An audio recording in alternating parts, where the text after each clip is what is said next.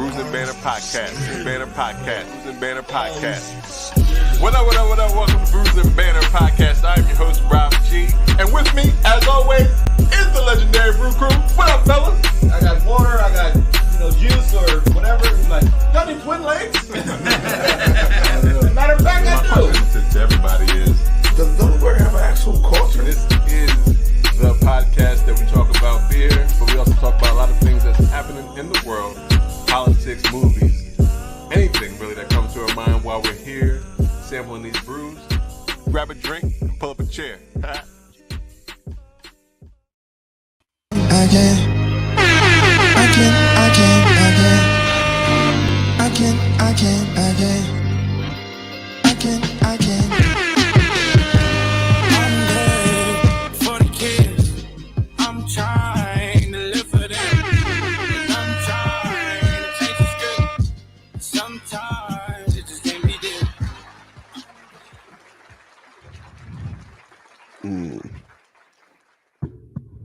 What up, what up, what up? Welcome to Bruising Banter Podcast, where the topic is the rockin' and the brew. Well, that be the fuel. I'm your host, Rob G. And with me, as always, the legendary Brew Crew. Well, one of them at least. Legendary Brew. Legendary Brew Member? That's brew. Me. I'm here. Going on? I'm chilling. I'm happy to be here. This is episode 166 of Bruising Banter Podcast. And for those listening, I'm glad that you are tuning in. If it's your first time, welcome. If it's your not your first time, welcome back. Welcome. Watching on YouTube, hi.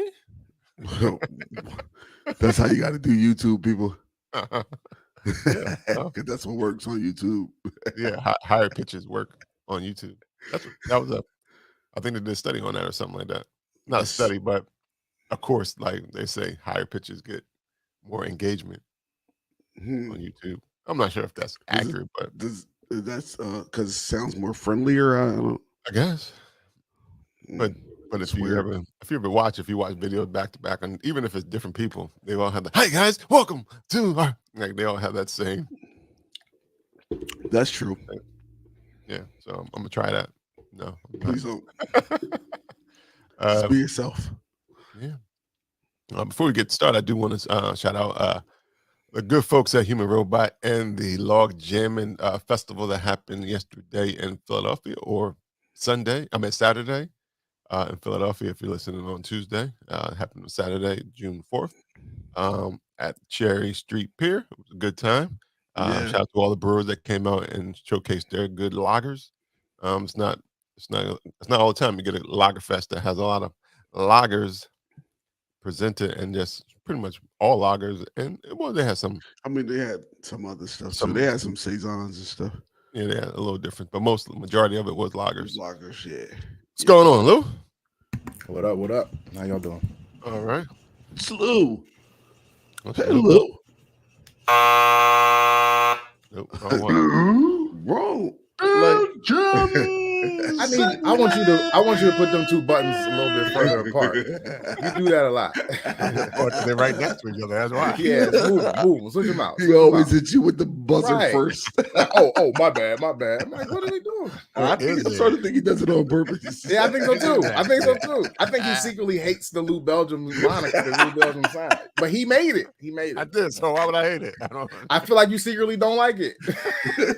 You can delete it and erase it and change it anytime you want. You don't have to just be giving me the X every single time before you put it.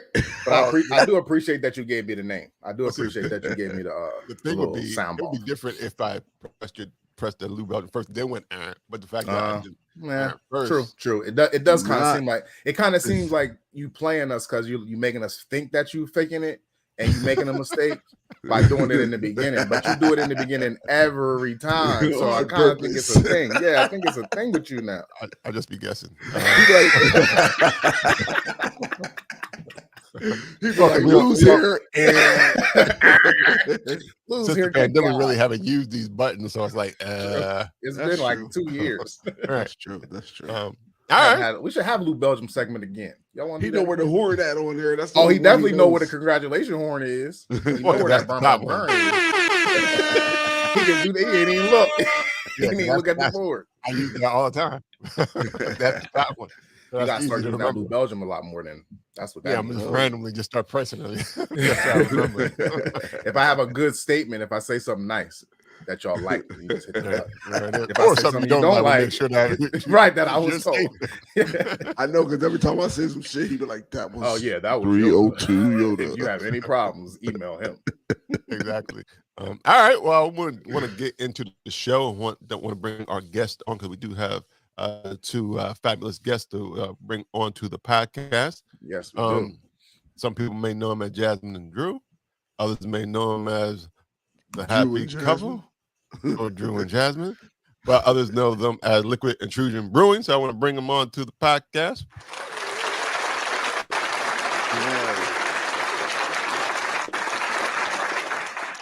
Oh man, they got choreography and everything. Yeah. That's awesome. Welcome. What's going on? How y'all doing? Thanks for coming by. Oh, Thank you for anytime. having Thank you for us. having us. Yeah, No appreciate doubt, it. no doubt. Absolutely. Well, before we get in, Caught you. Before we get into it, we always like to know what everybody is drinking on. So, what are we drinking today? And we always start with our guests. So, Jasmine, Drew, what are you drinking on today? We have DC Brown, a collab with DC Brown and Oscar Blues Brewery. Smells like Freedom. IPA at 7%. This beer was released when DC passed the cannabis rules and laws and all that stuff a couple years back. It was a rarity one-off, and then out of the blue, DC Brown said, "Hey, we're making this beer again."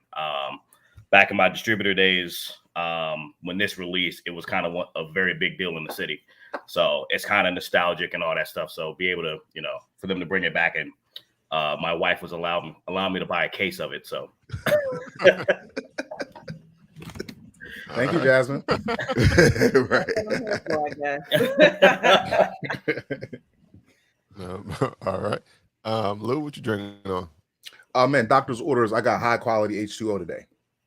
No water. No beer. And everybody knows what water tastes like. I'll pass me another. All right.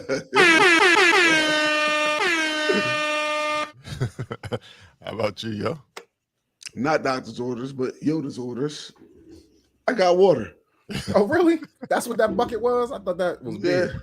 I thought you No, was sipping on beer. No, I'll be drinking out my big bucket because I like to get my water in. Mine has some lemon in it and some lime. That's a mighty big bucket. Yeah, I'm like a playing. trough. This is my second one today. The Good calcium for you, level man. in the water, gents. Them kidneys, I know them kidneys is flushed. Yo, yesterday, That is true. need to flush my whole life out. Beer festivals do that to you. Man. Do we know the pH levels of our water? Yeah. Rob G, Yes, sir. are you drinking beer today? I'm holding a beer. I can go. Look, give me a second. I can go grab a beer. I can hold it. Oh, come on, guys. You're not going to let us drink by ourselves. Come on now, are we're you? gonna make the liquid prevail. Rob. Yeah. Liquid. I probably will The drink base this. of all liquid prevails. This is the Electric Whiskers Double Hazy IPA from Attic Brewing out of Philadelphia. Did you say Electric Whiskers? Yes, That's a name. it is. I don't know what the ABV is on here. It doesn't say, but I'm What sure kind of if it's a double IPA, so I'm assuming it's probably Maybe 8. 7, 8 yeah. in that ballpark. Yeah, it don't say it at all. Huh. You said what? 7.5 for good measure. Yeah, there you go, 7.5. I work with that. Yeah, so this is Electric Whiskers, a double hazy IPA. I had it last night as well, so I already know what it tastes like. At the after party, it's actually it's a great. I mean, it's a hazy. It's not overly sweet, but it is a good beer. So I will pass me another, and I'll crack it open before we get out of here. Because I also am drinking H2O. You caught us on a bad day, guys. Yo, that Electric Whiskers is at 8.5. I know it's something in that range. So maybe I'll go switch a beer and not do that one. No, I'll probably still do it. No, that's probably fine. I mean, it's all good. All right. So everybody has their beverages. Some of us having the liquid prevail. Some of us are not letting the liquid prevail. I guess water is technically liquid, but that's what I was about to say. Like everything water, ain't it? We prevailing every day. But this is probably the first time all of us, at least. Yeah, I wasn't expecting that out of you two. I wasn't expecting that out of you two. But we had a heavy night, a long night. Right. So like I said, I did already shout out Human Robot and the good folks at the Log Jam and Festival. Man, fuck all them. Say nah. I was about to say, Yoda, you don't want to talk to them? No. And the reason I feel this way, I can't even. My voice is even stupid. Like, it is. Like, come on, man. Yeah. They lost your voice over beer, or just screaming, whatever. Man, you went to the concert yesterday? Nah, I think it was a lot of them. The milk pours. Just, I don't know what they do to you. All right. Well, we're here to talk about Liquid Intrusion and find out what that's all about. So once again, we want to welcome Liquid Intrusion to the podcast.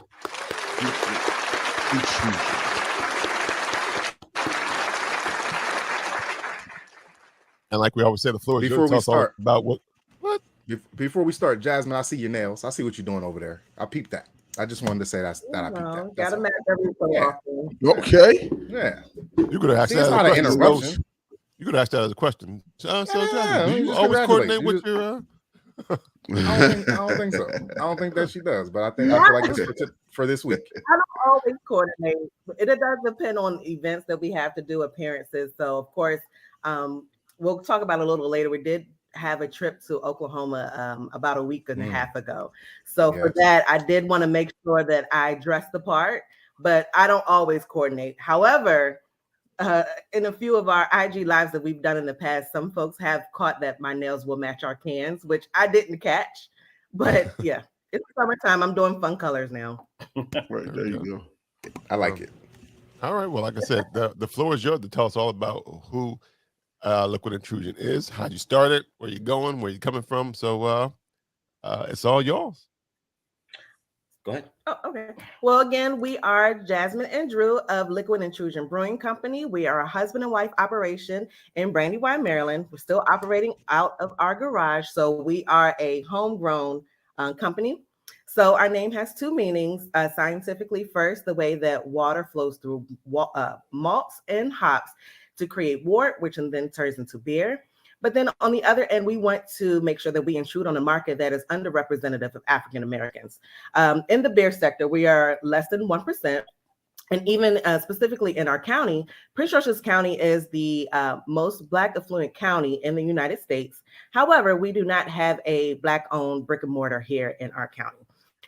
Also, with a lot of the breweries, they are in DC or north of DC, in the northern county of the state, northern portion of the state. But down where we are, Southern Maryland, there are about 5, and there's only one that has one Black brewery that has a brick and mortar, and that's in Patuxent Brewing Company, about 15 minutes from us. Shout out to Davey and Gene and the entire Patuxent crew. Cheers. Cheers. Yes, the way that we got started, so Andrew, he might dig a little deeper into that, but he's been in beer a lot. He's done distributing. He's managed beer bars. He's knows how to pour it, knows how to sell it, knows how to talk about it. But the last part of our bucket list was how to brew it. So of course the pandemic happened. A lot of us were at home. I was working at home. My husband was laid off from his job at the time. He was a manager at a beer bar. And I will say the pandemic was almost like a gift and a curse. Yeah, it all stuck that we were at home doing nothing, but at the same time, we were able to tap into talents that we didn't know about. She ain't telling it right. Hold on. That's why I was like, I need to you know, like here we go. I'm supporters of the Brews and Banter podcast. Y'all let the hair down. So this is what happened. So this is what happened, right? Yeah. She's telling right. Like, I did get laid off and all that jazz, and you know, she was like, "Yo, you're annoying the hell out of me. You need to find a hobby." Right. Yeah, that's the real story. So That sounds a lot more legit. That sounds legit. So with that, I picked up homebrewing, and we were, I was just playing around, writing recipes, just following the basics and all that stuff. And then, like, call it divine intervention. The way that I got our brewing equipment and all that stuff, everything was given to us for free.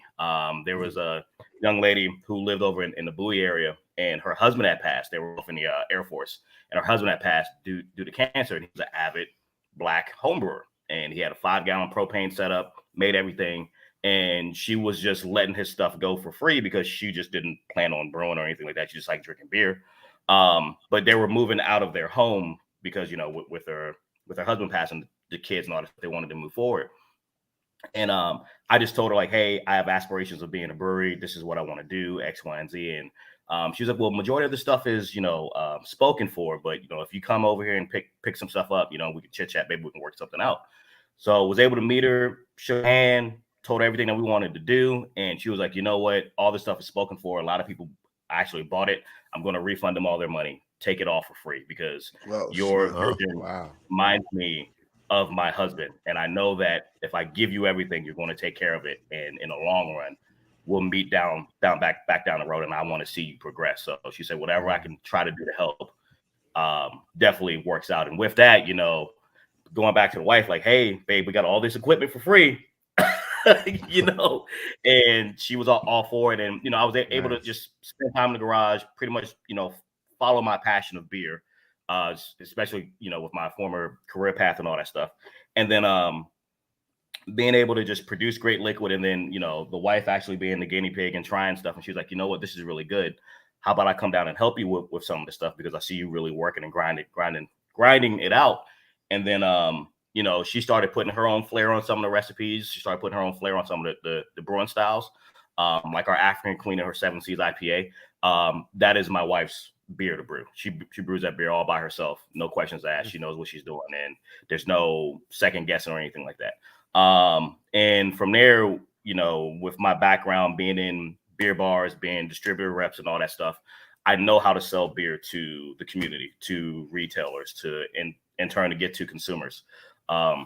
Especially in the DC market, which is one of the biggest beer markets across the country. And then seeing like all these breweries before COVID start up, fail, actually see them grow and progress, and actually having these relationships with the owners is going to give us a leg up to know what we need to do, like the do's and don'ts of starting a brewery, to brick and mortar and all that jazz. And, where we are now, we are definitely in the brewery and planning phase when it comes to the state. Just as full transparency, we have issues with getting legal with the state. Maryland is not one of the easiest ones to get approved in. So every time we come to the table with something, the goalpost gets moved a little bit. But, if there's a will, there's a way. We're going to stay resilient and we're going to make it work. And once again, just being full transparent, to the eye of our consumers, we appear that we're actually truly, open for business and all that stuff, but technically we're not. But I want to be able to prove to our state that, hey, you're dragging your feet on something great, and we're doing things that's going to represent our state to the highest and fullest potential. And only thing they need to do is just adhere to what we need, our wants, and we're going to add their needs and wants. And hopefully we can find a happy medium in the middle to where we can actually truly make the liquid prevail. Going back behind the name of the beer, like our biggest thing is like, we don't care who you are, where you're from, your orientation, race, background, political views, whatever the case may be. We do not care. It's all about the liquid. And if we stay true to that, may the liquid always prevail. Right. That's true. Wait, so Jasmine, you were always, well, I guess it's for both of y'all. Both of y'all was always into beer. Because she was in the beer bar association. Beer Bar Association. We've been together for I know if I started brewing something and my wife came down, she ain't gonna say, "Oh, I hope." She be like, "We don't get that shit out there." She be like, "Get out of my way! I'm gonna do this myself. Like, I got my own beer recipe. Like, nobody, no woman in my life is kicking me out the garage." Yeah, I've been there since he first initially got into beer in DC, as a beer distributor for one of the larger names in DC. So when he was going out to different events at tap takeovers, I was there. Or if he had some gift bottles that were given to him, then we'll sit there and we'll sample everything, and then that also helped develop my palate as well. So that's been about 6 to 7 years. Yeah. That he was in beer distribution. So yeah, I've been with him every step of the way, just kind of seeing how the craft beer scene has exploded in the DC area. And again, just trying to develop my palate, try to figure out what my style is. And that's one thing that when we talk about our core four, we do want to appease those that maybe novice drinkers all the way up to those that are more developed. And even though some people say they might not like beer, you just don't know what style you like. Right. So I've been able to convert some folks over with that, and then also just giving them different styles, just try to figure out what they like.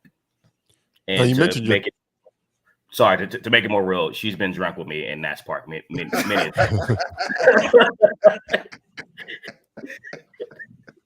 Let your hair down, Jasmine. Drew, keep telling you, let your hair down. It's up now. I'll come back with the other end of what you right. Jasmine gives the PC and Drew tells the real. Let me convert that. She was drunk. We was drunk. We were drinking. Yeah. Drew was Jasmine's translator. NPO episode.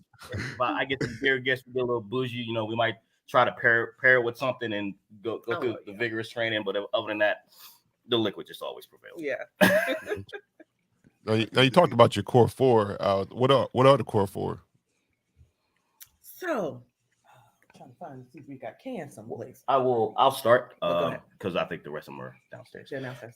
So our first intro is going to be our South of DC Cream Ale. That's about 5% ABV. We are not lagering. We aspire to lager, but in the same aspect, want to lager on a more professional setup.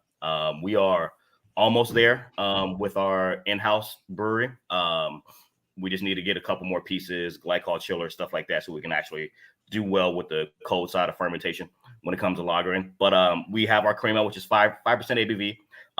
We all know that cream ales are like the lagers of ales, like very intro, very easy going, super clear, super crisp.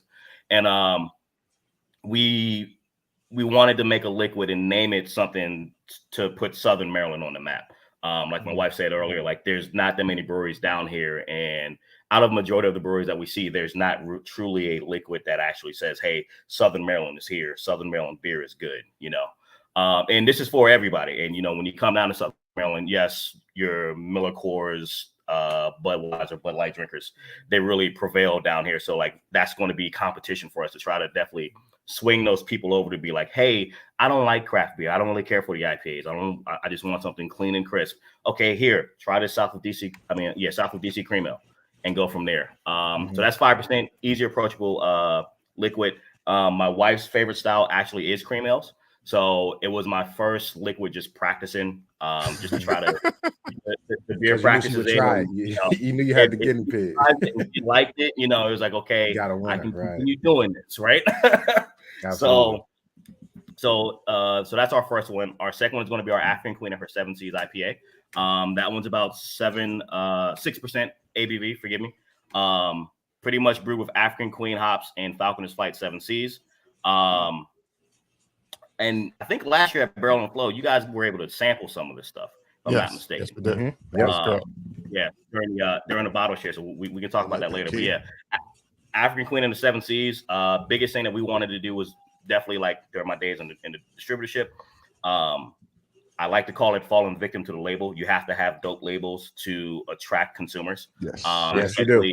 Yep. People who are not, avid certain style drinkers, like they'll just buy it just because the label is either cute, impactful, or it's giving them something inside to make them feel that they want to support the brand, right? So for us, when was the last time you were able to see an African Queen or a Black woman who is not portrayed in a derogatory way on a can of beer? Right. Absolutely. So we definitely wanted to do something with that. African Queen hops is a hop from South Africa. So once again, paying homage as well. And then Falconer's Flight 7 Seas is every variety of hop. That's 7 varieties of hops that start with the letter C. So like your Citra, Chinook, Cascade, etc. Those definitely bring out a lot of your fruitiness flavors that you're looking for in your hazy New England IPAs, if you will. And the African Queen of her 7 Seas is going to give you a bunch of stone fruit flavors as well too. So it's a very ambidextrous, palatable IPA. When we sample people in the room, we never get really the same combination of flavors from everybody, which we truly like. So it lets you know that there's some depth and perception to the actual individual consumer when it comes to consuming this liquid. And like Andrew stated before, this is the one that I've turned into my baby. Andrew has tried to make IPAs in the past, but couldn't quite figure out why it was not coming out the way that we wanted it. But that's where I come. I got to add my ladies. Sometimes, men, you may not follow instructions the way that y'all need to. And I wrote the recipe. However, I stepped in. I made some tweaks, and the very first batch that we did of the IPA, he loved it, and it's a gift and a curse of, like I said, it's a great thing because it came out great, but then at the same time, I created more work for myself. Yes, you did. Yeah. And that's your beer now. That's my beer now. That's beer okay. Now. That's right. So, yeah, this is my baby beer. Let me ask you a question about the 7 C's. You said it's 7 different hops that start with the letter C. Are they all like put together in a bag so you have the hops, or is it you got to get all 7 of the hops and brew it like that? Like, is it a so they're pretty much, they're definitely pellet hops. So all the hops are pretty much grinded down, and they pretty much make them all together into their own pellet.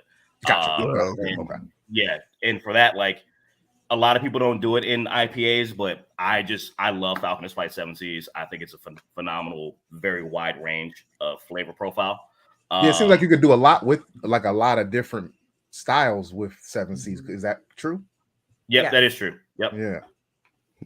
So if you want to just make something citrus and tropical and all that stuff, Falconer's Flight 7 Seas is definitely your all-around go-to, because especially the different varieties of these sea hops, they get very expensive. Especially like Citra. Citra is like one of the most expensive hops out there, and there's other different types of hops that can give you the same flavor profile of what Citra does. But yeah, so that's the African Queen of her 7 Seas. Our next liquid is our lemongrass saison. That is brewed with fresh lemongrass and Sriracha hops. Being in the beer industry, one of my very big idols is Garrett Oliver. No big secret whenever you talk to me. Love everything that he does for Brooklyn and how he has taken Brooklyn Brewery on an international scale, and how he is still connected to the scene. And like, he always slides in our DMs all the time, and I'm like about to cry every time he does it. But when that happens, he brewed a beer called Sriracha Ace, which was a farmhouse ale a couple years back, and you can't find it here in the DMV. And I wanted to try to bring that back to life. So we did a lemongrass saison with Sriracha Ace hops.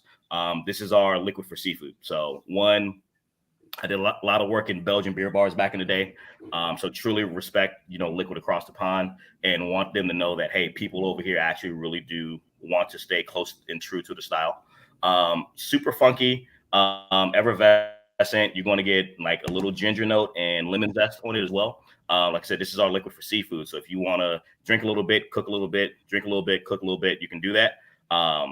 Definitely recommend it, like cooking mussels with it, clams, seafood boils. And, with us being from Maryland, anything with Old Bay, just pour some lemongrass saison on it. So now, would you recommend cooking with this beer? Like cooking the seafood with this beer? Absolutely. Yep. Okay. Yep. So how some people do mussels, you can add white wine or whatever the case may be, add lemongrass saison to it. Totally different dimension, right? All right. If you do like a seafood boil, clams, like I said, flake fish, seafood, scallops, things of that nature, pairs well, and also goes great with cooking with as well too. Nice. And go ahead. Oh no, I was saying. So that was 2. We're still on. We're still on 2. Right? That was 3. Lemongrass. So we got one more, right? Yep. And number 4 is going to be our Plum Basil Farmhouse Ale. That's our highest ABV beer. That's about 9% ABV. That is brewed with fresh. I think that's what I had. I think that's what you guys let me taste. Yep. What I was able to taste. The Plum Basil is kind of like our Bob Ross Happy Accident beer. Yeah. my father-in-law has a plum tree out front, and he was like, "Hey, y'all need to come over and get these plums." We didn't go get the plums. He showed up on the doorstep with the plums. And hey, when I don't want these things. You need to come over here, right? So, and my father's from the South, so it's like when he tell you to do something, you right, like then there. It's like, Daddy, we kept forgetting, and yeah. So we got the plums. You said brew a beer. My manager of my current job at the time, she had a very vast garden, and she had a basil plant. She was like, "Here, brew a beer with it because it's going to die. I'm not going to use it." So I was like, "Well, Jasmine, I don't know what to brew with this. How about we just chop it up, basil and plum, try it, and see what we get, and then we can kind of build the recipe out." So we tried it, and it was actually really good. And I was like, "Well, we need to put some type of Belgian yeast on top of this." Like, I'm thinking farmhouse ale, and then I opened up the laptop, started drawing a recipe, and we blended and pureed like 5 pounds of fresh plums and about 6 to 7 ounces of fresh basil and all that stuff, and we just let it work. And the end result is what you tasted at like Barrel and Flow last year, and it's been a hit ever since. And we are not stopping with it. It's definitely really good. There's a lot of dimensions to the beer. It's very complex, but once again, that's where we say, like, going from the cream ale all the way up to the plum basil farmhouse ale, there's something there for everybody. Yeah. Back to that plum ale. You said 6 pounds of pureed plum. How much does that produce for beer? For us, that's gonna be like a 5 to 10 gallon batch. Okay. We have predicted, and it's been going well for us, that it's pretty much a pound per gallon. Okay, makes sense. So we have a lot of assembly line nights where we're just chopping plums, blending plums, throwing them in freezer bags, and labeling like how much the weight is and all that stuff. We don't go out and purchase actual, like blended stuff. Not that there's anything wrong with it. It's just that, we really pay homage. You got a plum tree down the street. You got a plum tree down the street. Wow. Plum tree down the street. Granddad, daddy delivering plums to your door. I'm never buying plums. Yeah. But in due time, like, I don't want to stress his poor little plum tree out. So True. We're looking at, going forward, like the more that we scale and the more that we get bigger, alternative ways to actually make it more sustainable. We have been searching for a couple local Black farmers around down here, but the search continues. But other than that, if there's a will, there's a way. We will be able to produce liquid and make it prevail. For sure. I have a question going back to the cream ale, if you don't mind. You said cream ale is Southern Maryland. So we called it. What does that mean? Because we want to put Southern Maryland on the map. Right. I get that. But when Drew mentioned it, he mentioned the cream ale.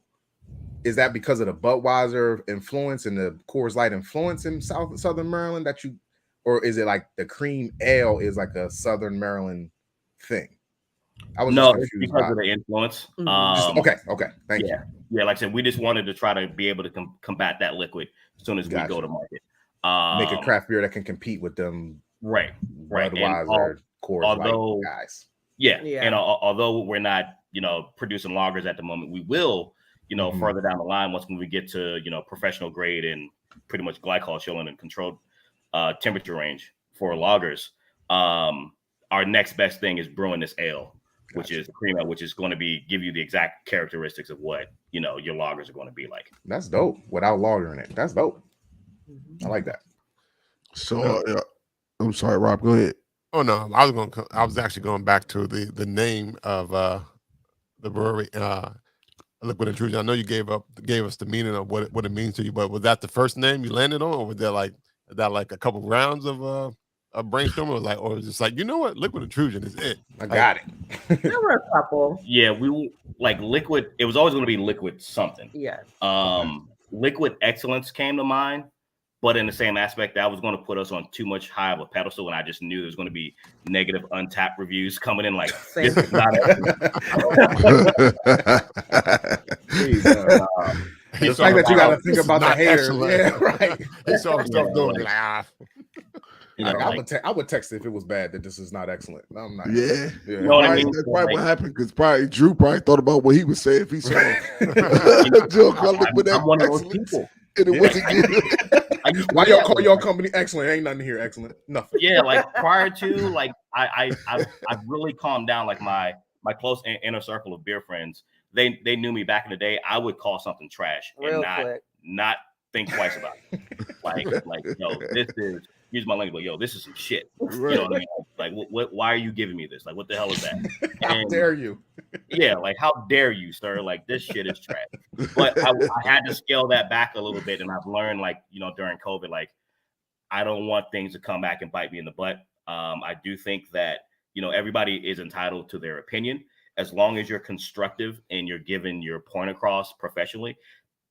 Excuse me, I'm okay with it. And that kind of coins over to our liquid now. Like, I understand not everybody's is going to like our liquid. Not everybody's going to like the cream ale. Not everybody's going to like the saison. Not everybody's going to like the IPA or the plum basil. Like, I get that.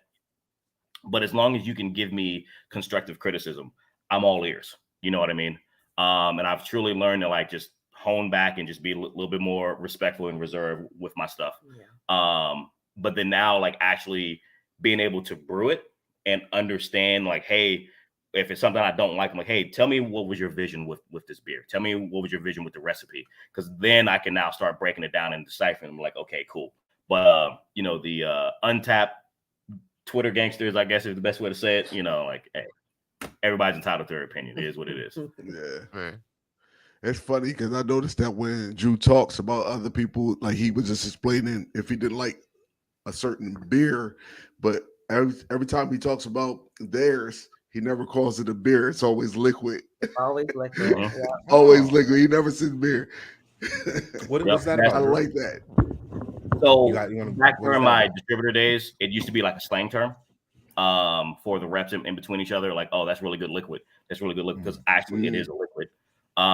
In the wine world, you hear people say juice a lot. Like, oh, that's good juice. That's good juice. Because essentially it's juice. But yeah, it's just a slang term. And, you know, one, it's also putting, I want to try to give beer that pedestal and put it on like a more classier level.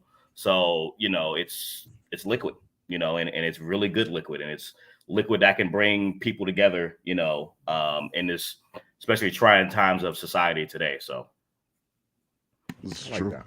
Yeah. Nice. Okay, so who actually came up with the name though? Y'all came up with it together, or? Oh, Jasmine smiles. She looked like she came up with it. I mean, we just, you know, with all of the names that we had on the list, we were just going down the pros and cons of each one. Shout out to Lola, our people. And yeah, we just gravitated to Liquid Intrusion, and the fact that we can put meaning behind it.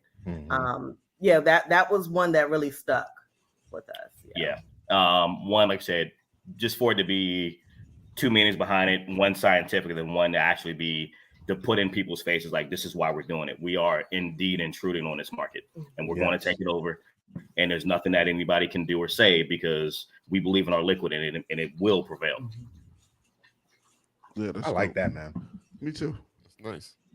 Now I know I mentioned a couple times in terms about the collaboration that you just were part of in Oklahoma, but you also have other collaborations going on as well. So can you speak about those as well? So yeah, so of course, Barrel and Flow is pretty much our Super Bowl, is the best way to say it. It's our Daytona 500, however you want to say it. The biggest thing for us is that when we went to Barrel and Flow last year, when we saw y'all, you saw us in just regular clothes, you know, shirts and jeans and all that stuff. And we just had some canned beer and we had it labeled up ourselves. And we really, like, that whole month and a half prior, like, we really humped. That was our biggest production, call it what you want, right? And to be able to go to the bottle chair, for Dave Bracey to be so willing to bring us in and like, hey, this is what it's here for. And then to have such great reviews from you all, Celeste Betty, a couple of other folks that was there that night. And this cool thing about it going towards Mac, we went to college with Mac, and a lot of people don't know that. Wow. So, you know, we have our Smithite connection. So he was like, you know, hey, you need to be next beside me. Like you need to taste that person. You need to taste that person. You need to taste that person. And he was so selfless in regards of like doing his brand to making sure that, Libco, for what it was, get across the lips of the people that it needed to get across. And just real quick, because he dropped Smithite, it's for the alumni of Johnson C. Smith University in Charlotte, North Carolina. So we call ourselves the Smithites, just in case people didn't know. Yeah, but we didn't. Oh, I know because I know he went to Johnson C. Smith. Yeah, I mean, not everybody knew. Yeah, Yep. But thank you, Jasmine. You're welcome. See, y'all together, team. It's a team. But with that, that was our benchmark for this year. It was like, because when we was at the brunch, everybody was like, "Hey, y'all aren't home brewers. Y'all are brewers. Y'all need to. We want to see you here next year pouring, and we want to see you, pretty much rocked and ready to roll, rock and ready, and all that stuff." I'm just talking. Anyways, so with this year, we're ready to be there, and we're doing a 3-way collaboration. To the best of my knowledge, I think it's the first 3-way collaboration for all breweries to be Black owned ever for Barrel and Flow Fest. And it's going to be between Crafted Culture Ohio, Sizzle, out there in Columbus, Ohio. We're going to have Mac Brewing Company, which is up there in Philly as well, our fellow Smithite from Johnson C. Smith University, and then of Liquid Intrusion. And I have a very tight relationship with Sizzle and Mac. We took a vacation to Cincinnati. My wife's mom is from Cincinnati, and she wanted me to show me the city, so we stopped in Columbus. Was able to sit down and talk to Sizzle at Crafted Culture Ohio, and he was just nothing but just inviting and just being a big brother, saying like, "Hey, whatever y'all need, call me. I got you. It's no problem." And that relationship is always stuck. And like I said, our relationship with Mac goes all the way back to our college days. So it's a no-brainer for us to do a 3-way collaboration. And for us, we want to do things as Liquid Intrusion. When we go to market or whenever we produce things or collaborations, we want it to be, dare I say, big and monumental, but also legendary. I always say that a lot and a lot of comments and all that stuff on social media. We wanted to make sure that we are doing things, because like a lot of the collaborations at Barrel and Flow is between either a black-owned and a white-owned brewery, which there's nothing wrong with that, but it's to the point where it's like, all right, let's push it to the next level. So with that, we're doing a Imperial Yam Amber Ale. We're just going to drop it right here. We're calling it Amber with the Yams. Yeah, them yams. Love yams. And with that, we all know that Mac Brewing Company loves his ABV. So me and Sizzle are adhering to make sure that we can appease Mac with the ABV life on so we have 14. He has agreed to. Drew looked down like no. We're a little bit. We're trying to be, around that 10 to 12% range. Yeah, and I think he'll still be happy with that. So, but we have a lot of liquid in test phases, because with the yams we are trying different aspects of where we're brewing it at. Sizzle has came up with a base recipe, and then we all have taken that recipe, brewed that, and then also we've put our own tweaks on it, and then we're all going to sit down, try it, and be like, all right, this is the best one, this is the one that we're going to produce, and go from there. Right now we're in a development stage of the can art and everything, but we are truly excited for this liquid. We're truly excited to have it for Barrel and Flow, and we would like for Amber with the Yams to be a annual release as well too. Nice. I'm mad. I just thought of a big booty yam. I was thinking of these ham. Yeah, like the Georgia peach, but yam instead. That's exactly what. Yams is long too. You put some arms on it. Wow. So, and this is our thing. Like we're looking at artists for the can art. We definitely want Amber to be someone of sophistication, education, resilience, independence. With a yam. With a yam. Yes. Oh, she classy. I had my hair up. Yeah, Jasmine took her hair down for you. Don't forget about those yams. Don't forget about the yam. You're running down all things what Black women should be. And curvy. Yes. Don't forget about the yams. That's awesome, man. That's great. So is the way you talk about Amber is like she's a mascot. Are you guys is she gonna be like in a costume later or something?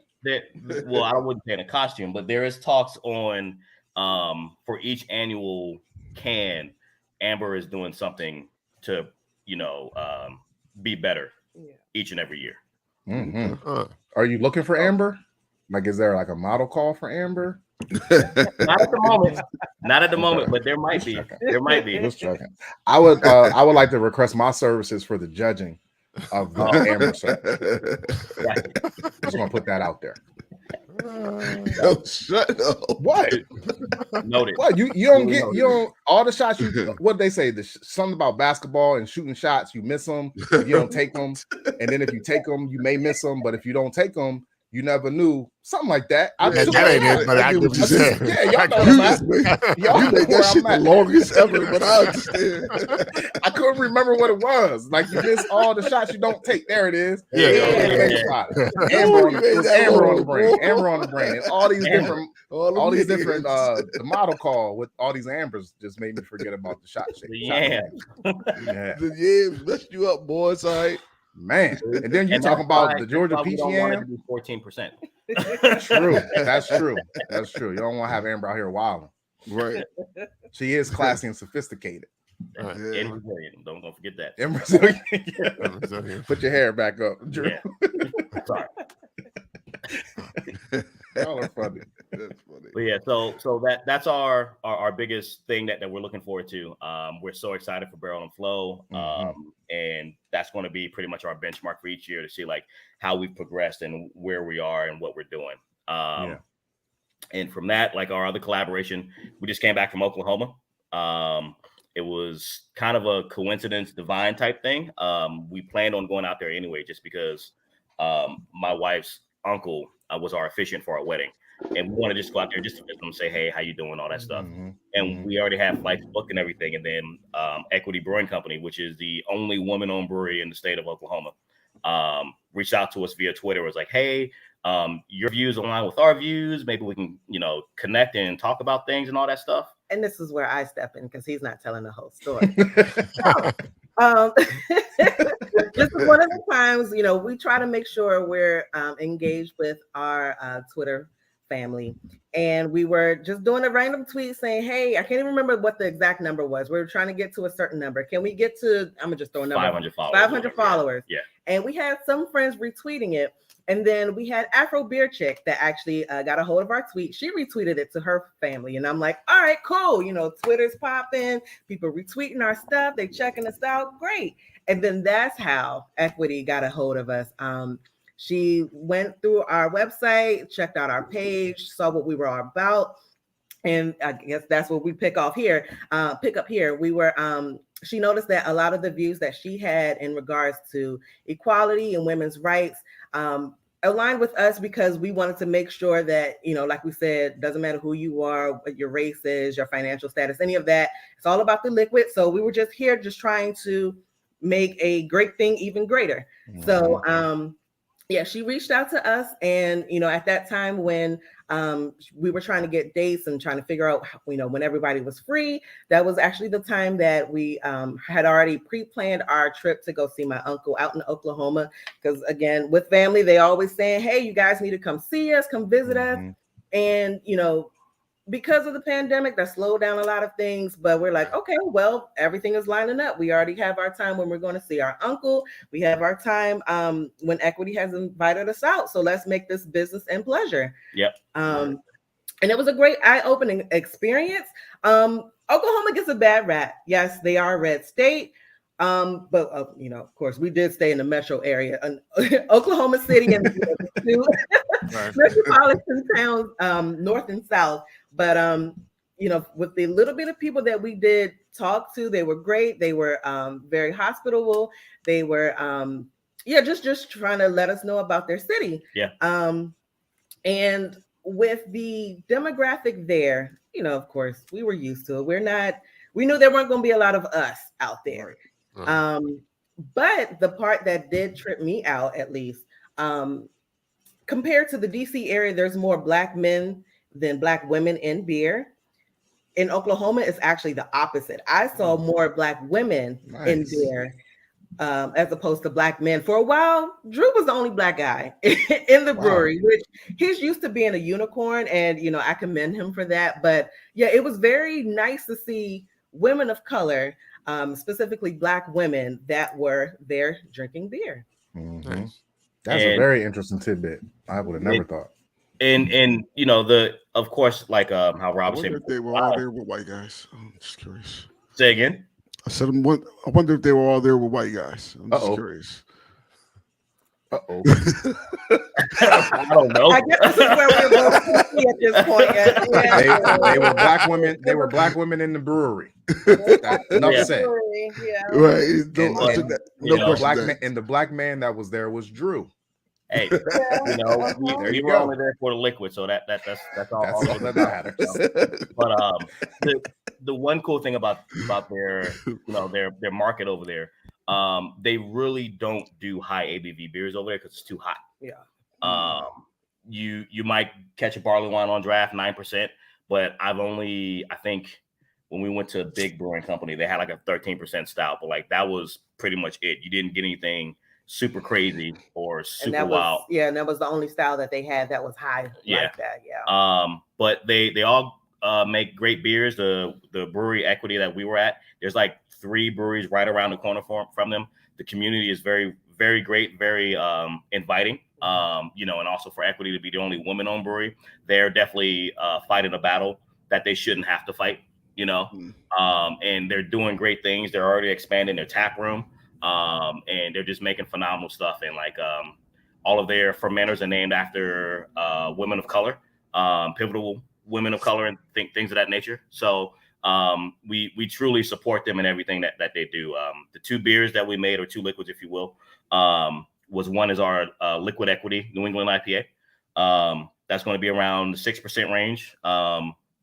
Pretty much tropical fruit forward New England IPA. Everything that you want. It's phenomenal. We did a pre-batch here and we shipped it to them just so that they could try it, so we could have like a basis of what we wanted to do. Made a few tweaks to it, and the way that it came out, like I'm just truly excited about it. Our next liquid is our first but not last Blackberry Belgian White, or Belgian Wit, if you will. That's going to be around the 4 to 5% range. Easy, crushable. Very inviting. Suzette, who is the owner, Suzette and Hannah, it's a mother-daughter team that owns the brewery. They are very good with purees and fruits and adding stuff to liquid. And they have a very big, vast collection of blackberries out there. Yeah. So it was just something to kind of put Oklahoma in, like with their major crops, throwing it in the batch. And it's super easy, super crushable. Something that's going to definitely go well with the Oklahoma heat. And the meaning behind the name, one, first but not last. They're the first women-owned brewery, but hopefully not the last. We aspire to be the first brewery in PG County, hopefully not the last. And from there, they're going to release it on their 1-year anniversary, which hopefully is their first, but not their last. Not the last. Yeah, that's awesome. Okay. Triple entendre. And we are doing our best to try to get them to barrel and flow as well too.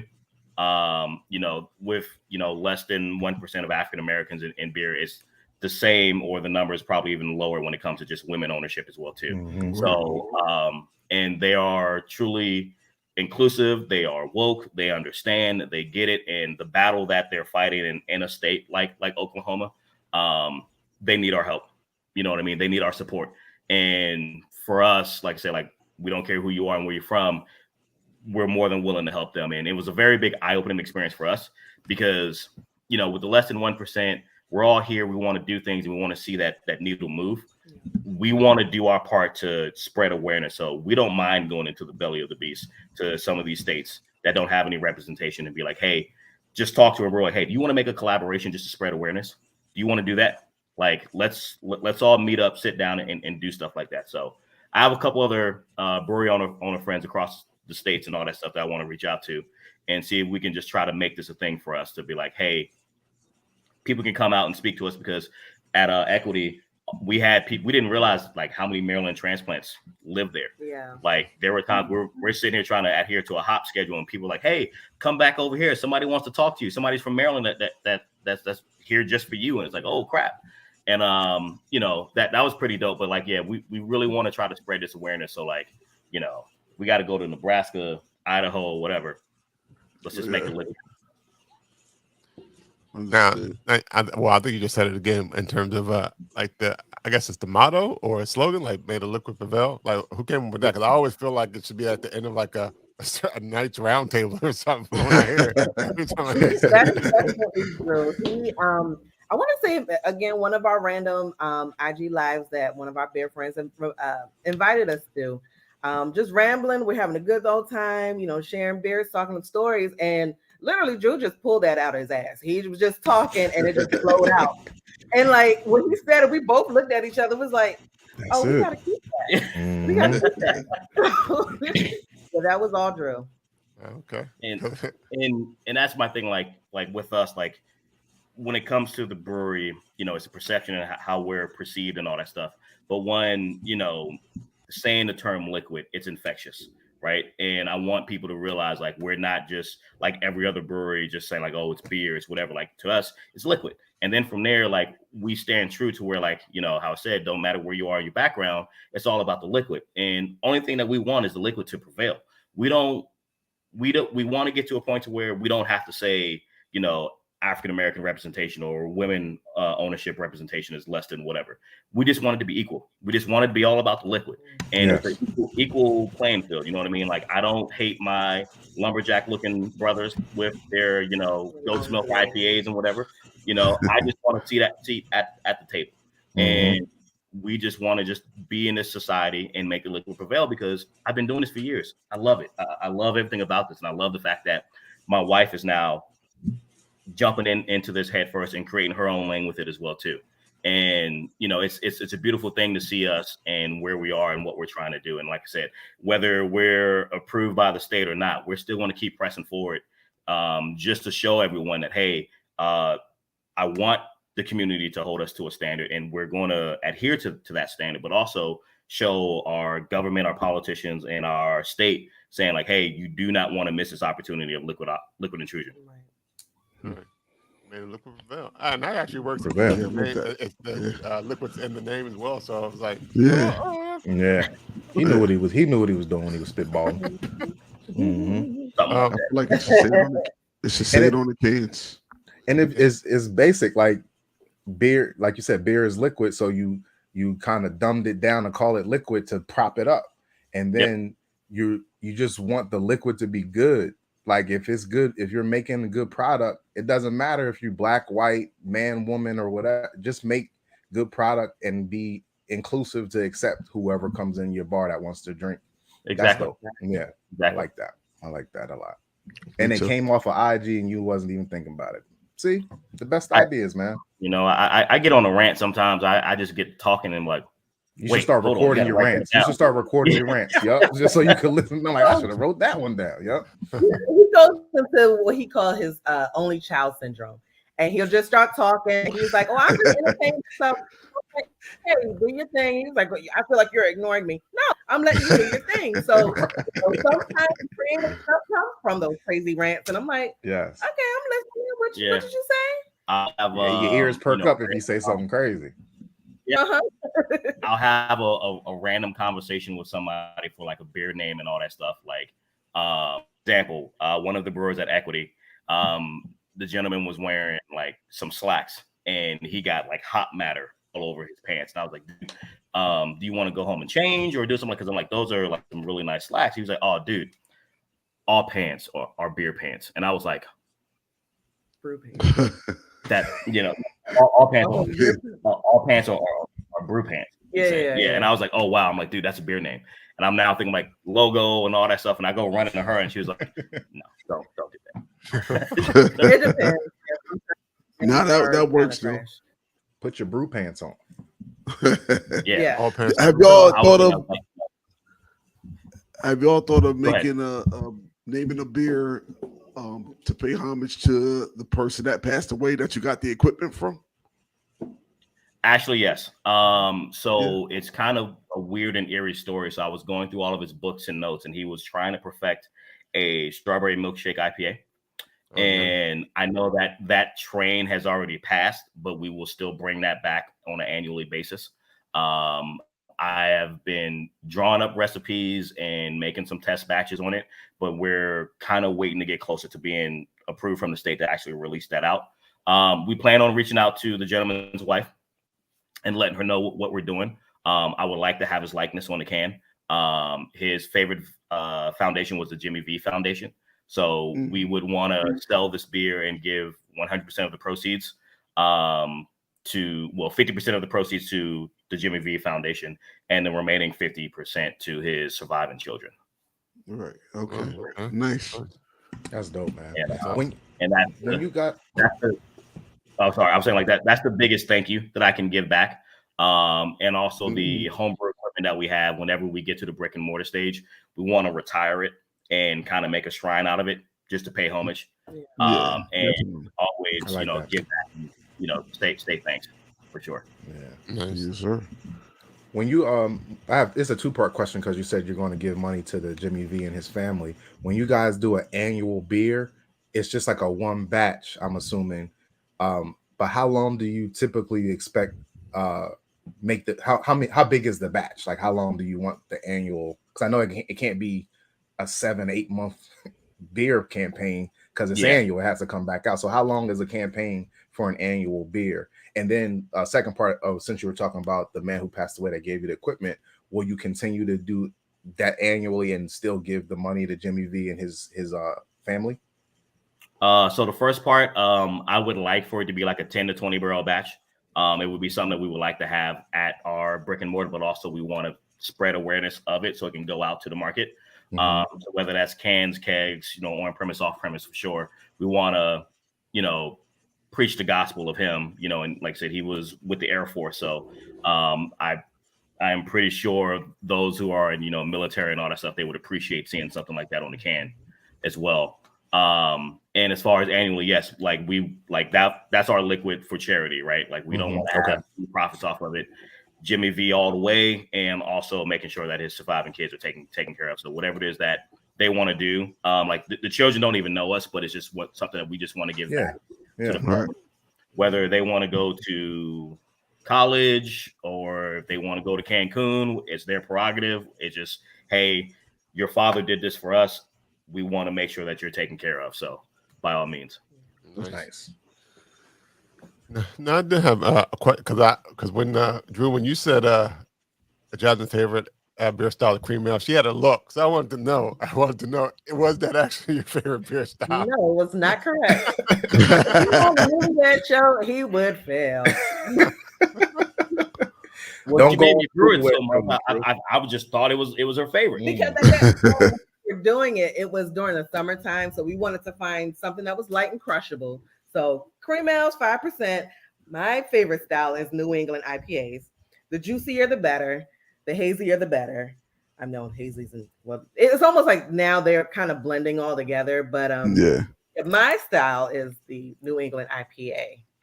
And what about you? Your style, Andrew? Write that down, Drew. Write that down, Drew. Let me put it in my notes. Write that right underneath her phone number. Her new name as my contact is New England IPA. New England that New England IPA girl that lives with me. For me, I'm all over the place. So like I do love IPAs. New England's aren't my number one go-to, but I will pick them up. I'm a big fan of West Coast IPAs. Love the hops. Love the the hop cannons or whatever it is that you want to call them. Hot bombs for sure. Hop grenades. Hop grenades. I used to be back when IBUs were cool. I used to be an IBU chaser for sure. Anything over 100, that was my jam. I'm all about it. Yikes! Better the better, huh? Why isn't IBUs cool anymore? Because dry hopping is hard to actually calculate IBUs now. A lot of people dry hop the hell out of the liquid to try to get the smells and the flavors out of it without giving the actual, hop burn is the best way to say it. And that takes away from your actual calculation of IBUs. So when you see double dry hop, triple dry hop, it's probably 40 IBUs. Yes, I was about to let you guys know, like, I'm not an IPA fan, but I've been trying, and I realized that double, triple, and dry hop are I can't drink a New England, I can't drink a regular IPA. They just don't taste good to me. But I can actually get down a whole can of the other stuff. Yeah, it's still not the best. It's not the best. Excuse me. Do you like sours? You know I do. Yes, I have a Negro palate. I like sweet shit. So I mean, I've heard fruited ales goes where if people like sours, they don't like IPAs. If people like IPAs, they don't like sours. Yeah. I mean, I don't care. I'll drink. we drink sours just for the experience, but it's not like oh, try this. Well, and see, my thing with sours is like people calling that beer, and I'm like, well, I didn't come into this liking beer for real. Like, it's grown on me to like. So I'm like, I gotta find something that I like. Like Jasmine said, you don't not like beer, you just haven't found the beer that you like. So I'm like Yoda said earlier, I'm everywhere. Like, I'm gonna try this IPA. Oh, that's gross. I'm gonna try this goes over here. That's too salty. I'm gonna try this sour. Oh, that may be it. That tastes like Kool-Aid. I grew up on Kool-Aid and sweet tea. Like, and it's just been going. And now the more fruit involved, that's why I liked the plum beer that you guys make, because the more fruit involved in it, that's what I go for, fruit and can design. Nice. Yeah, we so for me, West Coast IPAs, love saisons. Saisons are good. I love triples too. Yeah, triples are really good. Like anything on the Belgian side we can get down with. I like adjuncts in stouts.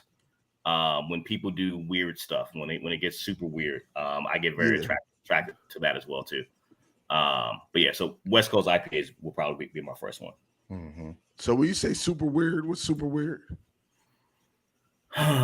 Well, let's go back to the Black is Beautiful from The Answer when they put that gold glitter in that joint. Oh yeah, I was all about it. I got unicorn farts that got glitter in it. Yeah, and I'm all about that. Not like that. I wanted sour. It was sour. It was sour, Jasmine. Yeah, it was not delightful is the best way to say it. But when it comes to, and people like sours, by all means. Do we plan on brewing a sour? Yes. On our current setup, most likely not, because I don't want to taint equipment with sours. Like I'd rather have a separate pilot series, so no bacteria or anything like that is going to contaminate the regular. I was wondering I'm glad you explained that. I didn't, when you said taint the equipment, I'm like, what you trying to say about sours, man? Like, that's no, just the bacteria that you use to sour off the beer. It's extremely hard to get out of the your equipment at times. Yeah. So when you do get the brick and mortar, do you you make sours over here and you make IPAs over here in two different machines? Yeah. Now, are there other styles that have to be separated like sours would be? No, just primarily sours. Just sours, okay. Yeah, not so the fruited ale and the goza don't go into that category of the bacteria needed for the sour. It does. Okay. So is it basically fruit? Anything that's sour, so like your gozas actually follow under the brewing process of making a sour. It's just that they're more saltier versus actual sour. Okay. Fruited sours, by all means, because it's going to be the bacteria and the yeast that you're using. It's going to sour off the beer. It's best practice to have a completely different vessel. I don't know if you all are familiar with Right Proper here in DC. Right Proper has actually a secret facility where they brew all their sours in. Secret. And it's secondary to their other locations. And for that, it's just because they don't want to, infect their other beers that aren't sour. Once again, so if someone misses the process on cleaning, or even it gets in your clothes, you know what I mean? Like you can actually have something in your clothes and you touch something and boom, something's contaminated, and then boom, now you have completely sour beer. So, when you're brewing, being clean is, imperative. It's the number one thing, right? Especially when you're brewing sours, you have to take extra precautions to be sure that your stuff is clean and you don't have any bacteria sitting left over. I did not know that. No, well, I guess it's a question. I guess I could. Is there places in DMV that people can get liquid intrusion? Not yet. However, if you go check out our website, libcobeer.com, we are actually still in the process of selling stickers. Okay. So if you purchase a sticker, you'll get a pack up of the complimentary Core 4, our cream ale, our lemongrass saison, our plum basil farmhouse ale, and our African Queen of Her Seven Seas IPA. You get a lifetime discount code. So, you can go and purchase more stickers, or if you choose to purchase merch at any of the festivals that we are, your lifetime code will be good for that. You'll also receive a welcome letter thanking you for your purchase. And you'll also receive, I feel like I'm forgetting something. Comic book. Oh, the comic book, of course. Yes. Drew has a vast collection of vintage comic books, and we're going to get that signed off, and that'll be good for a discount when our brick and mortar opens as well. You just giving away comic books? Vintage comic books? Vintage? I mean, I got Doctor Strange. I got. Hold on, why? Over here, I got all types of stuff, man. Oh man, I feel like you should keep them. Right. Well, oh no, we've checked them. We've checked them. Okay. That's not worth nothing. If he has enough to know, if he has enough to give them away, he definitely knows how much the ones he's keeping. That we got a bunch of doubles and quadruples and stuff like that. But then also, we signed the first page, so it's not like you can actually take it and go sell it. It's definitely. I mean, if Lipco when y'all blow up, I'm getting even double money, Doctor Strange money and Lipco money. Yep, that's how I feel. It went from 500 to 1,000. There we go. But no, it like the comic books is like, the whole package is our biggest thank you, because anybody that purchased a sticker right now, you're definitely just taking a gamble of supporting us, and we truly appreciate it. But we want to make sure you're getting your bang worth your buck. The biggest thing out of this, aside from the Core 4, is going to be the lifetime discount code, because the more that we grow, you get to grow with us, right? Mm-hmm. And getting in now with this lifetime discount code, just like how my wife said, we do plan on releasing merch and some swag and all that stuff come Barrel and Flow time. You can use that either at Barrel and Flow, or if you go to our website and purchase, just type in your code and go from there. We highly encourage our beer friends, like how we said earlier, to be beer friends. So pass it on. If you have a discount code, and when we close our lifetime discount code sign up at the moment, you can share yours to your beer friends to say, hey, you should really try this from Libco. Give them your code, and we're actually doing a point system of how many times your code gets used, and you'll qualify for exclusive merch or exclusive giveaways as well. So it's us, one, like I said, making a bang worth your buck, but also trying to help spread awareness to the community as well too, because the greatest promotion is word of mouth. Right, absolutely. Sound like Amber Yam's gonna need that comic book. What's the name of that website? Libco.com? Libcobeer.com. LIBCO beer.com. If you go to the contact section, sign up to our newsletter. We'll have something coming out later on this month, just so you know where we are and what we're doing and what we got going on. And then from there, if you go to the shop section, pretty much purchase a sticker, and everything that we just said it'll be shipped to you in the mail. And shipping is very fast. Shipping is included. Shipping is included as well. Yep. Mm-hmm. There it is. Nice. I like this. I like this. I'm buying me a sticker. And that's our thing. Like, appreciate that. Like, for real, Lou, like we really do. But like, that's our thing. Like, while we're sitting here dealing with the hiccups of our state and all that stuff, we're not stopping. And this is helping us when we do go to market. We're actually starting out with contract brewing. We're going to do a farming system, so we'll start out with the African Queen first. Mm-hmm. We will start that at a small contract level, and then we'll farm that up to a 20 barrel batch, and then we'll go back to our smaller contract and introduce, like, say, the plum basil or the saison, farm that back up, and then just keep following suit until the entire Core 4 is out there. Yes. And, we've seen all too. Our stout for Q1. Q2 is going to be our strange fruit shandy. Our cream ale is the base of it, and we use a bunch of tropical fruits with it. The meaning behind the name is that we wanted to pay homage to the Strange Fruit song by Nina Simone. That was very big for us. The logo is a pineapple that's cut open, but the inside is actually a watermelon rind. So strange fruit candy. Coming into the it is when it comes out to the October season. We have our solo season. I'll let my wife explain that one. So when you get ready for those cooler times, that's when our fair skin counterparts, they might start wearing their knee-high boots and their flannel shirts and their vests and things. And, you know, that's when the pumpkin spice lattes start coming out. Oh, yeah. So, as a homage to that, the can art we actually have is a silhouette of Han Solo and the Millennium Falcon, because the boots remind you of Han Solo. You got your solo boots on. So our we've called that pumpkin ale our solo season. I like it. That is our liquid. We're expecting to get our first cease and desist from. Once we get our first, you made it right. You made it. We cannot wait. We're Lucas so is looking at you now.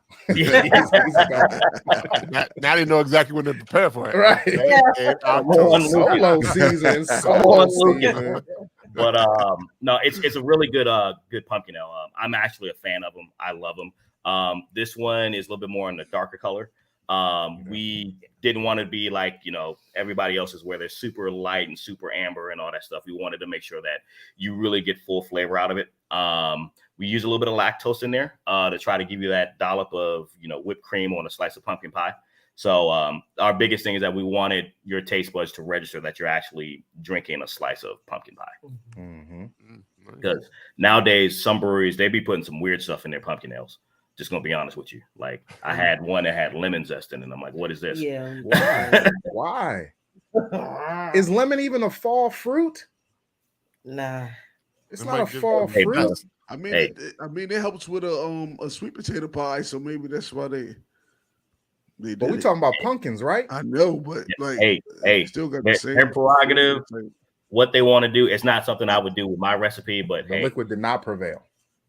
I would just ask them. I would just ask them what was their dream and their vision and what they were looking for. Lip co-owner Drew versus the drinker Drew. You know, your humbleness is really there. I see the humbleness. That's good. Keep it up. I've humbled my ways, you know. But from there, our winter ale is a holiday ale. I used to be a big gambler before I got married. It's called Flop Turn River. So it's a holiday ale brewed with apples, ginger, and cinnamon. I like that. I like that too. Those would be our seasonal. We'll introduce those to the market when our core 4 is on all 20 barrel batches and sustaining and doing great. Then we'll introduce those, you know, as a seasonal. Get it while it's hot and then go from there. And then any rarity one-off collaboration or anything like that, you know, we'll find a time and a place to get those out to the markets as well too. And you know, when the core 4 is all at 20 barrels and those are all sustaining, that's when we'll start looking at brick and mortar and going from there. When you talk about your brick and mortar space, do you have like a I know it's going to be in PG County, but do you have an area or land that you already have or are looking at, or how's that going for you? We do know that we want it to be in Brandywine. You know, like we said, with a lot of the breweries, they're in central to northern PG County. There's nothing south in southern PG County and in the southern part of the state. So we do have a idea of where we want it to be. Luckily, our county actually just finished going through a rezoning period. So that's now complete. But now we're dealing with elections. The person that is running, well, he's trying to rerun for the same district that we're in. But we just have to wait until the dust settles with the elections before we go back and reintroduce ourselves. Okay. I'll also like to say on this website is very, very functional. The shipping's free, guys, and the sales tax, there is sales tax in Maryland, but not for me. So I don't know if y'all gonna get sales tax. I'm not getting it. Is that because Delaware's lucky. Yeah, Delaware's lucky. okay. They only charge where it's going to, not where it's coming from. Gotcha. Right. So sorry, guys. Sorry. No shipping free though. Shipping free. Yep. And the way that we ship, majority, like the closer your zip code is to ours, it dictates where it is. So like people who like if you order right now, it's probably going to be next day shipping. All right. You get the more out west you get, anywhere between 2 to 3 days. Yeah. Okay. And they also give you an order number, and I'm assuming this order number is in order. Yes. Yes. So I'm 10,072. All right. Yes. That's nice. That's a good number. It is. I like it. I'm gonna take it. Shit. Right. I meant to go ask this earlier, but I forgot. In terms of the color, like the color scheme for your logo, and even the colors on the t-shirt, like where's that? Is there significance in the colors, or? Good question, Rob. Go ahead. Oh, okay. Well, so with our company turning into, I would guess you could say it's more family oriented because we're husband and wife going into business. Then we brought in my father's plum tree that has helped with one of our with the farmhouse ale. We've kind of paid homage with okay. My mom is from Cincinnati. So with that being said, she is a Bengals fan. She's a diehard Bengals fan. Who that? Is it Who Day? It's Who Day, right? I didn't even know that was a team. Today. I felt so bad because, I've grown up, watching the Bengals with her. And when they finally got to the Super Bowl, we're like, all right, we're doing this. We got the chili spread. We're, putting stuff on the field to make it work. And then they fell apart. I was so hurt. So second place better than 30th place. What it used to be. be. Y'all about to say y'all used to be 30th place a lot. Well, if Cincinnati never wins a Super Bowl again, at least she knows that Livco will win. There you go. Look, you going to the Super Bowl in August, September. Your Super Bowl Indy 500 coming up. We're there. We're there. Tell Joe Burrow to meet you because that's it. That's it. It's over. But also with the color scheme, the biggest thing, once again, it's all about being able to be seen when you're not seen. So to have this bright ass orange on, it's definitely something to where like we can command a room no matter where we are, right? Gotcha. And that's the biggest thing. Like I want to make sure that even the people that don't know about us will look and be like, well, damn, who is that brother in that caution sign orange? And then if I get lost in the crowd, if he gets lost in the crowd, yeah. That's why the parents wear them bright shirts so their kids can find them at Disney World. Yep. That's funny. Like, there's my husband. He's over there. Yeah. Like, hold on one sec. Where's my? Oh, there. Over there. Yeah. We're good. We're good. But yeah. So and that's our thing. And we have different colorways. We have predominantly black, predominantly orange, predominantly white. But it all works together. And also with like the Lotus, we definitely want to make sure next year we want to start paying homage to, holidays, certain things that's going on. So the color can always change. All right. All right. Any more questions for Drew? So you mean if the Bengals go back to terrible, y'all may be like Eagles colors or something? No. Oh, that's a cuss word. What did you say? I said Eagles. You can cuss on this podcast. It's easy to cuss. I said Eagles colors. Midnight green, silver, and black. Like that don't ring the bells.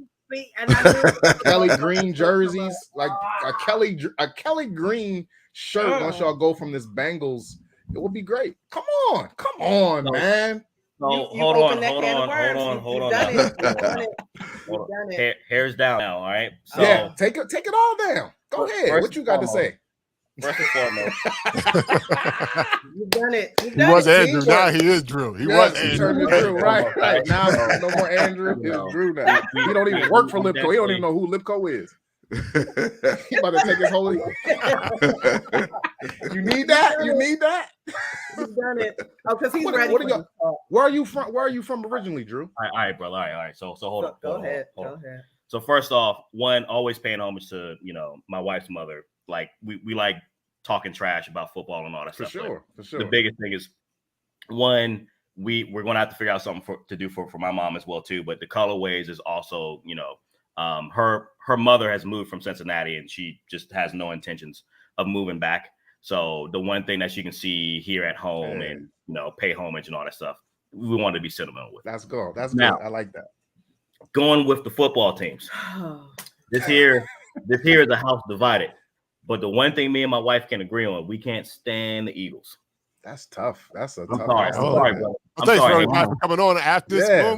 I know exactly what jersey. What I'm wearing. You're supposed to hit the X. Hit that button. Hit that button close to the Blue Belgium button. There you go.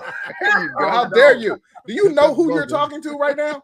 I know. So that's why we try to keep away from it at all points. But I try to not keep away from it at all times. I try to bring it out any chance I get. Hey man, we all have our flaws, so just keep that in mind. I agree, Drew. You do have a lot of flaws. So with that, my wife is I am a Washington Commanders fan. You even call them that? Don't call them that. Don't do that. That might have been like the second or third time. Hail to the Commanders. Hail to the HTTC. You crazy as hell. Crazy as hell. Jasmine is out of the football conversation. Jasmine is no longer a part of this football conversation. She just called the Washington football team the Commanders. Stop that. Looking at my cup, I have I'm not even going to say. I have my R word cup right here. It's my R word cup. The Red Tails. You got your Red Tails cup? Okay, yes, Red Tail. Actually, you got your Washington Republicans cup. You got the Republicans cup. I got my cup. I still got my headrest covers. Like I still got my shirts. Even when they were you just out here slurring it up. You just out here slurring it up. Just slurs all that.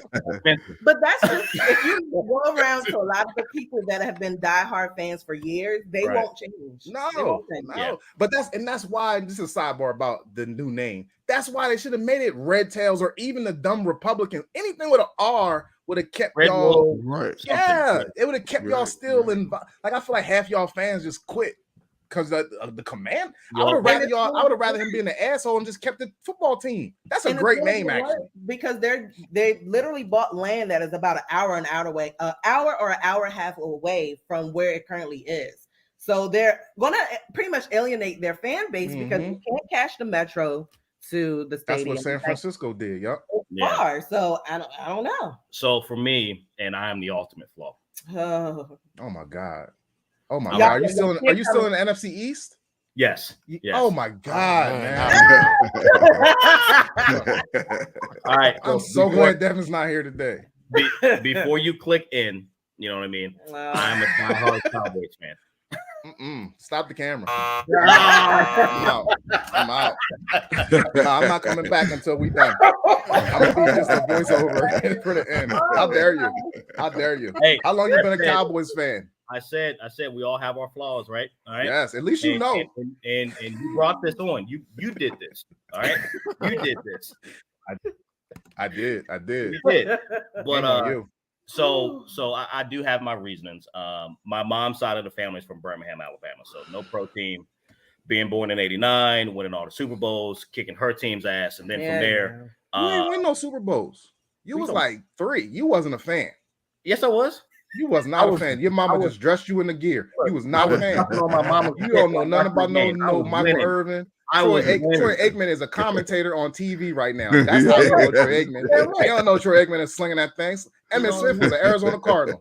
Emmitt Smith was an Arizona Cardinal for you. What are you doing? His goddamn what leg. Are you doing? He broke his leg.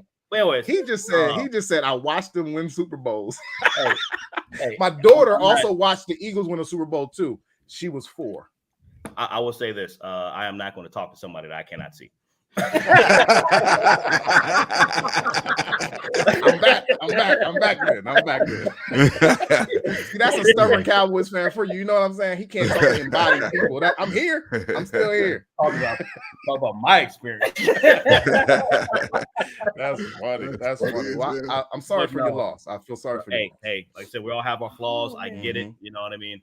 But like for me and my wife, like with the whole sports thing, like I feel sorry for her team changing names because the rivalry isn't nothing. I now have to feel forced to hate the Eagles. You know what I mean? So it is. You don't have to be forced. Come over here and hate us. The more hate just props us up even more. We the beast of the East. I'm telling you that right now. Well, that was cute. Okay. 11. Yeah, you never heard that one because y'all never been. That's why you never heard it because you never been. You never been. Hey, bro, that's my wife. You can't be Look, your wife is a Commanders fan. It's no holds barred when she call out Commanders. Respectfully. I respect Again, I the was name trying to be change. PC. we got the hair up over here. You know what I mean? And then y'all, so did y'all like really? for Did y'all really go with that Cowboys Indians theme thing back in the day? I only seen it on South Park. Yeah. Mm-hmm. Yeah, I mean, it was a big robbery, and then red, blue, call it what you want. You know what I mean? True, like it's just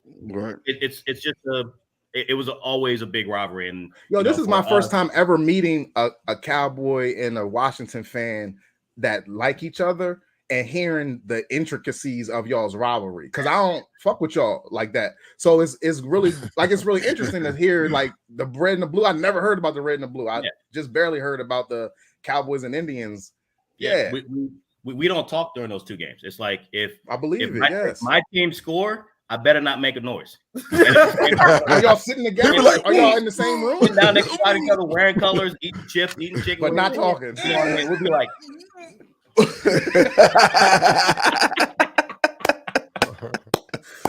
What about after the game? Is after the game any friendly bets going on between the family? Y'all just don't say a fucking word.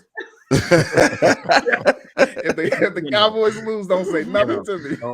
Quiet days. Vice versa, you know what I mean? Like for her, she'll get finished kicking her feet and then she'll go upstairs and go to sleep. When last time y'all beat the boys? When the last time y'all beat them boys, Jasmine? Oh no. I feel like it was this season. Hold on. I feel like y'all was the Redskins. I feel like y'all were the Redskins last time. But no, but it doesn't make it any better either. My father is a Giants fan as well. So yeah. It's a lot going on. Did Cincinnati play the Giants in the Super Bowl? No. That was San Francisco. That was San Francisco. Because I want to say the last time that they went to the Super Bowl was their first time. So yeah, I think it was the year Drew was born. I don't remember. I remember the Cowboys winning.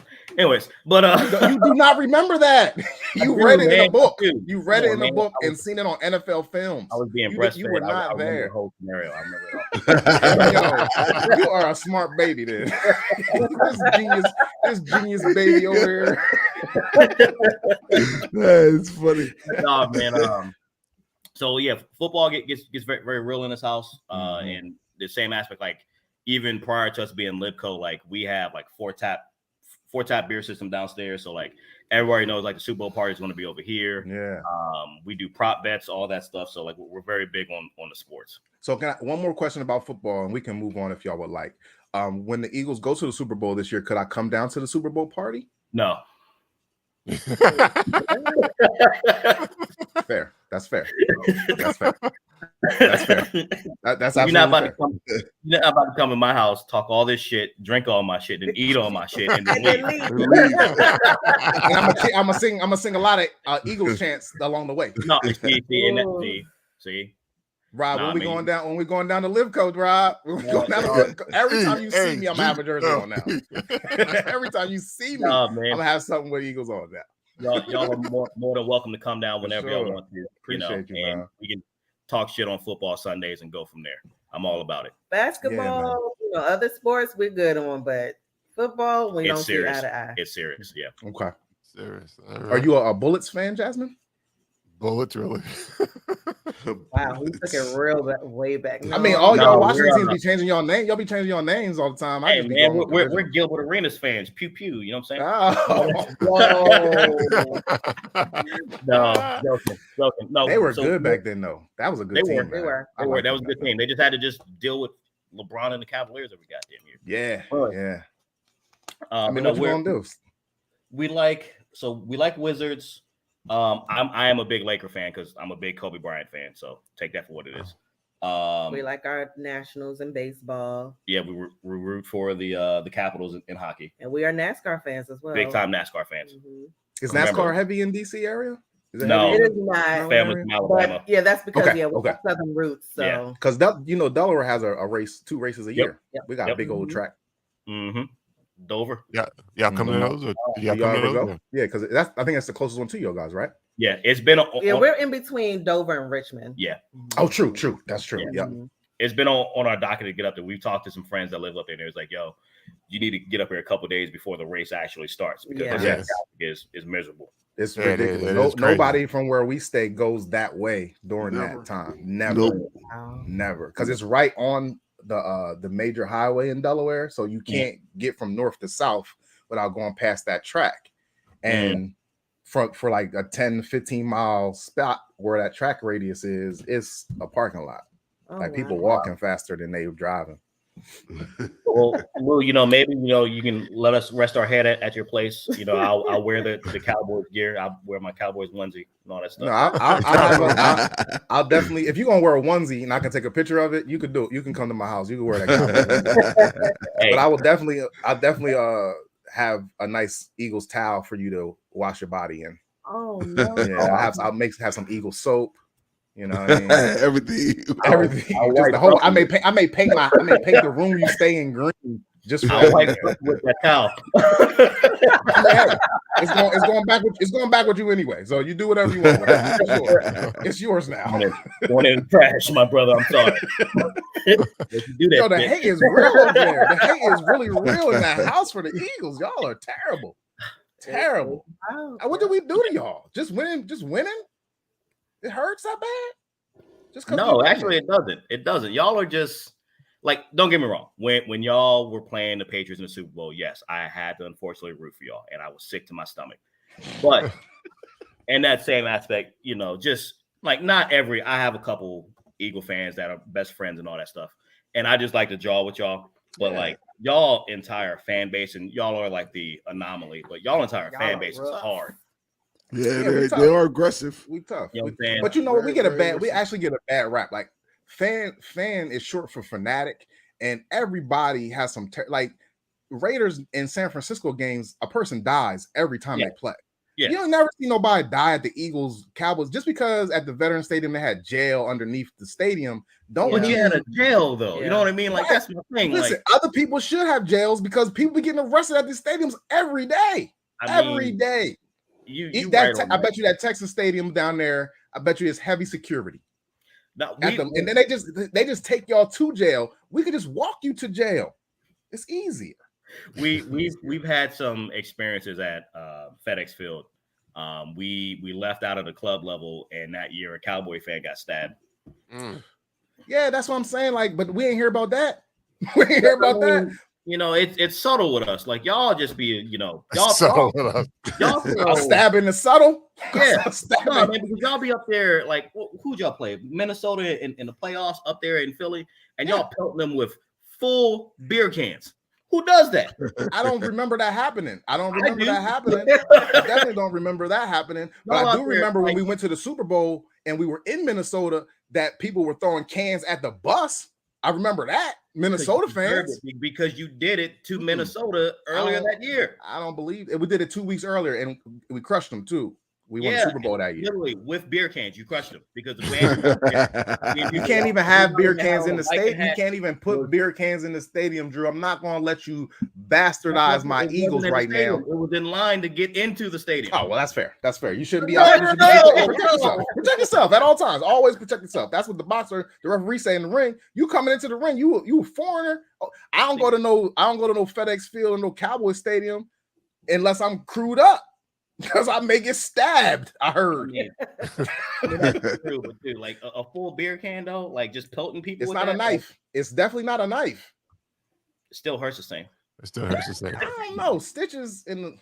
Well, you got a point. Stitches in a concussion. From a beer can? Yeah, stitch in a concussion. Yeah. But if I stab you, you lose the blood. Then you die. That's attempted murder. All right. If I get hit with a beer can and I don't see it in the back of my head and I fall down and I just black out and I die. Describe keeping your head on the swivel. Didn't we just say keep your head on the swivel at all times? Hey, Lou, Lou, we're gonna agree to disagree. But we this year's are. football season is going to be great because I can't wait to text you. I can't wait to text you for 2 times a year. These 2 times a year, I'll be texting you the whole. I will definitely be texting you, Jasmine. I'll be texting you 2 times a year as well. Oh, I just ain't gonna answer. Yeah, it don't matter. It'll be on red. I know that you've seen it. I know that you've seen it. I do keep my read receipts on. I'm gonna go to Libco and y'all personal accounts. I'm gonna blow all of it up. Don't let us win. Don't let us win. It's a nonstop. Oh shit! All right. Well, it's definitely going to be some football Sundays at the brewery. So for sure. Thank you guys, man. Y'all been great. All right. All right. Well, I want to thank Jasmine and Drew for coming on to the podcast. Thanks a lot, guys. Appreciate that. Oh, he's Libco now. He's Libco Drew now.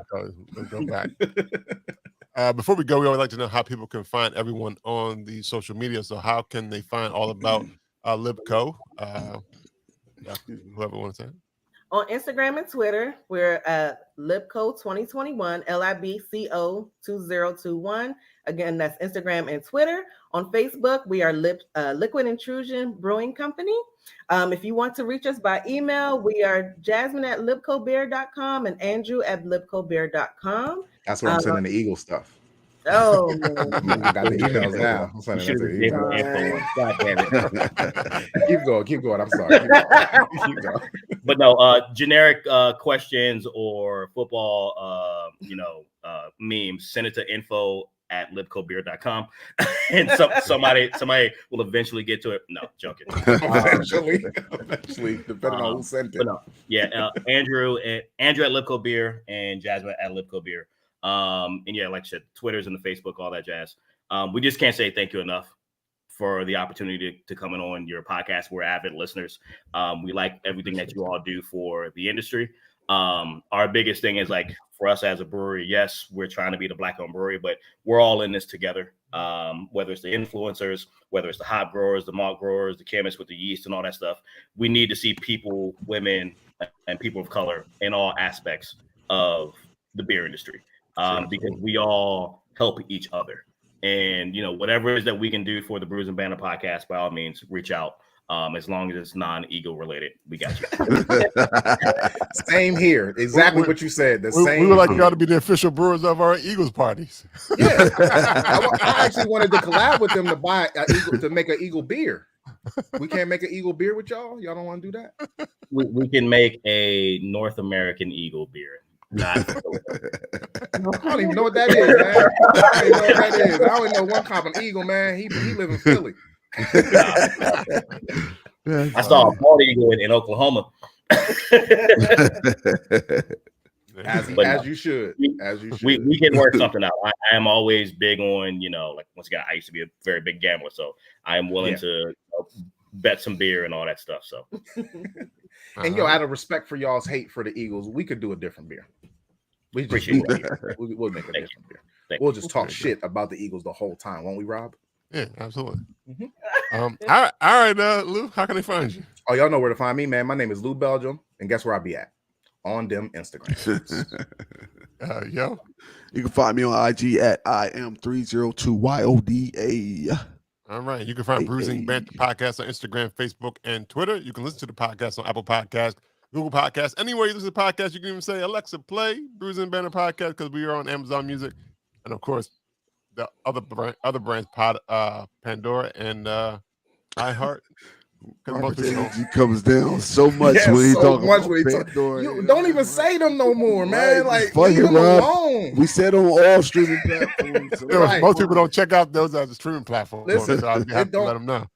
But the way you say it, I don't think iHeart check us out on Pandora and iHeart. There you go. There you go. That's better. That was better than the low end. Like, we on iHeart and Pandora. Sometimes he be forgetting what it is. He be like that one that start with the P.